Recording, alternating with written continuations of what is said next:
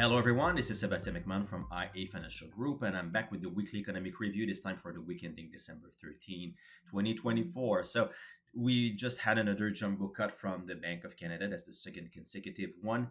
Five cuts in total since June, taking the leading rate from 5% to 3.25%. So, that's 175 basis points of cuts. Now the question is, well, what will we get in 2025? We still expect to have a few more rate cuts. We still expect the overnight rate to get to 2.5%. This is our guesstimate. I would say at this point, we think we'll get there by mid 2025. But there's some uncertainty now, and the Bank of Canada was very clear in two messages. The first one was the Canadian economy does not need an overly restrictive monetary policy anymore. So that's why there was this race to the neutral rate that we've discussed a few times. The neutral rate, the estimate from the Bank of Canada is at 275 plus or minus 50, so between 225 and 325. So now we just hit the upper bound of the neutral rate range. So that's why there's this loss of urgency that is taking over the Bank of Canada. And again, the neutral rate is the rate where the Bank of Canada neither has a foot on the brakes nor on the gas. So it's pretty neutral for growth, pretty neutral for inflation. So it's mission accomplished there. The fight on inflation is over. We need to get to neutral. This is where we're now starting to get in the vicinity of neutral. Now, how many rate cuts will we see in the first half of next year and why? More importantly, we'll discuss that in a few minutes here. But before we get there, look at the markets at the week on the week at the close on Thursday. So negative for bonds, interest rates higher because the Bank of Canada maybe was less constructive towards rate cuts in 2025. So markets is repricing the number of cuts that we'll get, pushing rates higher, and also for stocks, the TSX negative, S&P 500 negative, but NASDAQ, EFI emerging positive. Year to date, we're beyond 40% for the NASDAQ in Canadian dollars. So that's a stellar year that we've just had. Oil higher on the week, 4%. USD CAD, Euro USD, both lower by 0.5 to 1%. So the USD was pretty strong on the week, and gold up 1.8% on the week. We're getting close to the end of the year, but kind of closing the year here, pretty decent return of close to 30%. Bank of Canada now. So second consecutive 50 basis point cut that we've had. On the left, this is from the Financial Post. So there's a quote here from the statement saying that with inflation back to target, we have cut the policy rate by 50 basis points at each of the last two decisions because monetary policy no longer needs to be cleared in restrictive territory, as I was saying. So this is the message from the bank. On the right, you see that rates went up very quickly starting in 2022, but they've fallen very quickly also recently. And so what now? So that's always the point. What's next?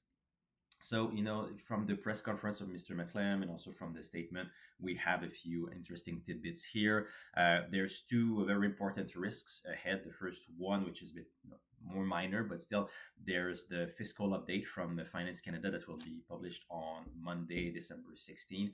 Maybe there will be something stimulative in there. Maybe there will be something inflationary in there. The Bank of Canada has to wait and see. And also, of course, Trump and the trade uncertainty and tariff threats and all of this. Of course, this is an underlying threat to the forecast here.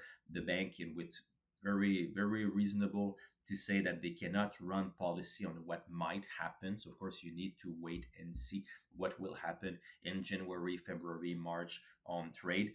And also, they're very clear, and I think I completely agree with this, that it's probably already having some effect on confidence and on business investment. So even the threat of tariffs mean that if you're a business, well, are you going to move forward with the investment projects? Or are you going to wait for some clarity? So already this is holding back the Canadian economy. So they need to take that into consideration as well. The other messages that we've had is that the Canadian economy remains soft. Looking forward, they are expecting some more softness in Q4. The data is starting to come out now, but they are expecting to have some soft data. So the handoff for 2025 is, of course, not very strong. But no, we're looking at the binary situation here. If we do go into full-on trade tariffs and retaliation and all of this, of course, the Bank of Canada might have to cut some more very quickly in a recessionary environment. If we don't have that, if the U.S. economy is stronger because of Trump and there is no trade tariffs on Canada, or targeted tariffs that don't have much of a macro impact, we could also be looking at a very solid year ahead for Canada. So for the bank, wait and see is the right approach here. So that leads us to the chart here. What will be the pace of cuts in 2025? Markets have depriced some of the pace here. So what's priced now is that in January there's 75% odds of another cut, which we think is fair, but we do expect fully to have another cut in January. The pace of the data until then might not shift enough to say to convince the bank that it's not appropriate to continue cutting, but this time by 25 basis point clips.